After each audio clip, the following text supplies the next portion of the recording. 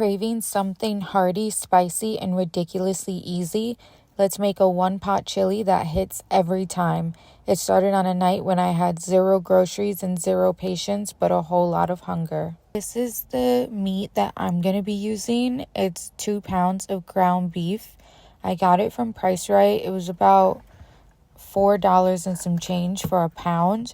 You can use any meat you want to, ground chicken, turkey, doesn't matter. See, now normally you'd use a little oil before putting the meat in, but clearly I said nah, fuck it, and went in dry. Who needs structure when you've got vibes? Now, while I struggle to get this ground beef in the pot, I want to tell you guys the story of the first time I ever made this chili and how it came about. So it was back in like 2021. I was living in Arizona and I was vegan at the time. So when I first started making this, it did not have any ground beef in it. When I first made this, I believe it was about 5 or 6 ingredients. I didn't have much groceries, so I was trying to come up with what I could make from the little bit that I had. So it was about either 1 or 2 cans of beans, half a jar of pasta sauce. I had like half a tomato, a couple of peppers, an onion, just salt and pepper, and I believe chili powder. It was pretty basic, but it tasted really good. Once you're done breaking up the meat, toss in the spices, enough to make your whole kitchen smell like you actually know what you're doing. No measuring, just channel your inner witch. First things first, salt, because duh, always need salt. Pepper, well, hopes and dreams of pepper. Chili powder, because duh, it's chili. Cayenne pepper, because we need even more spice. Cumin, because even more spice. Crushed red pepper, even more spice. Garlic powder, must. Onion powder, double must. And last but not least, adobo for the Puerto Rican in me. Now we're going to stir this bitch up and stir and stir and keep on stirring. See, you're basically a witch already. Ooh, and don't forget the parsley. For no reason other than it makes us feel fancy. Don't question it, just go with it. And boom, seasoning's done. Then we're going to stir some more and some more and some more, because you know chili is 30% ingredients and 70% stirring. Next step is it's time to cut our onions and peppers, and apparently put some garlic, because I forgot to put that along with the oil. So there's that. And then of course, you know what you're gonna do, just stir that bitch a few more times. That's all. This is our onion. Now as you watch me cut this onion, I'm going to tell you about how you can make this chili better. A few ways is using different types of spicy peppers, different types of onions. You can add cilantro, you can add lime, you can play around with the different types of seasonings, experiment with different kinds of beans. You can add potatoes to it if you wanted to make it even more hearty and filling. That's one of the things that I love about this chili, is you can really put anything in it and it's still gonna taste amazing. Looks like we're done chopping our onion, so we're gonna go ahead and add that to the pot, and then we're gonna take some time to go ahead and break that up and mix it in with the meat.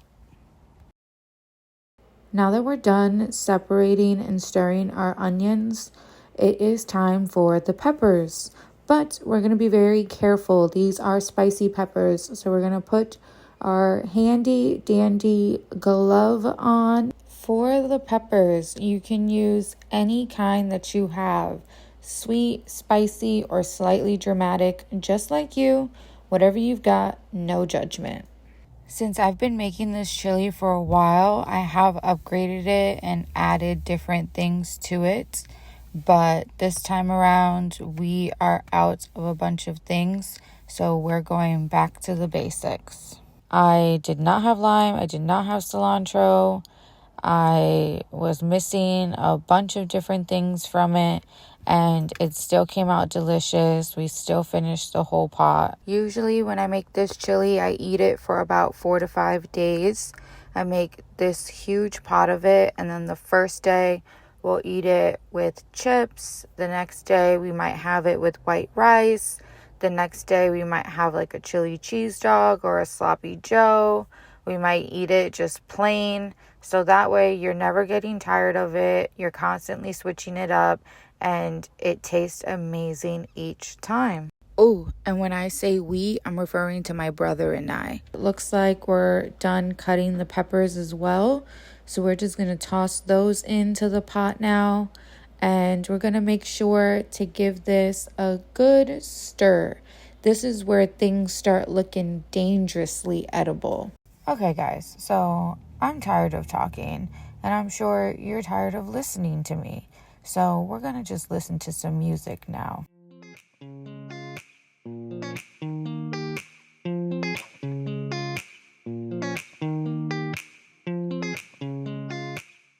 Well, that didn't last long. I'm already back to yap some more. Ready to see something delicious? 1, 2, 3.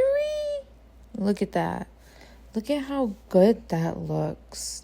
And we haven't even, that's just vegetables and spices right now. We're not even close to done. Next, we have black beans, pinto beans, and chili beans. Yes, 3 kinds of beans because I do not play when it comes to chili. You're also going to want to make sure to keep all of the liquid from the cans of beans because that's what's going to help to make our sauce, especially the chili beans. They come already seasoned. I'm also going to add a full can of corn to give the chili a little diversity. Now look at how pretty that looks. Now you're going to want to combine the beans and corn together very well. Okay, and now time for more music.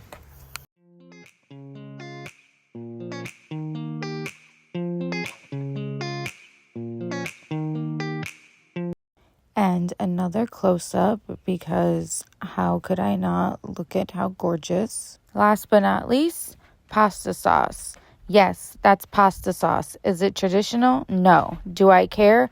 Also no. Is it delicious? Yes. Trust the chaos. This pasta sauce specifically is a spicy marinara, so it has some good chunk to it. It has more spice to it and is absolutely delicious. For this last stir, you want to make sure that you stir for your life. Combining the pasta sauce with the rest of it is the most important part. And of course, more music.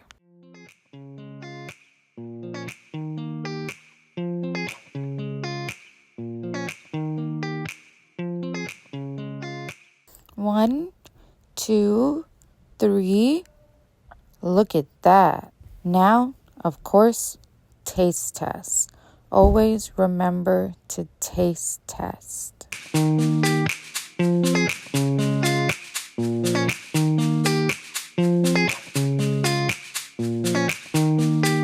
Now that we've done our final stir and taste test to ensure it does taste amazing, we are going to put the lid on it and let it simmer and thicken up while you pretend that you did everything on purpose. And of course, I forgot to take a video of what the outcome was. But chili's done, no rules, just vibes, and somehow turned chaos into comfort food.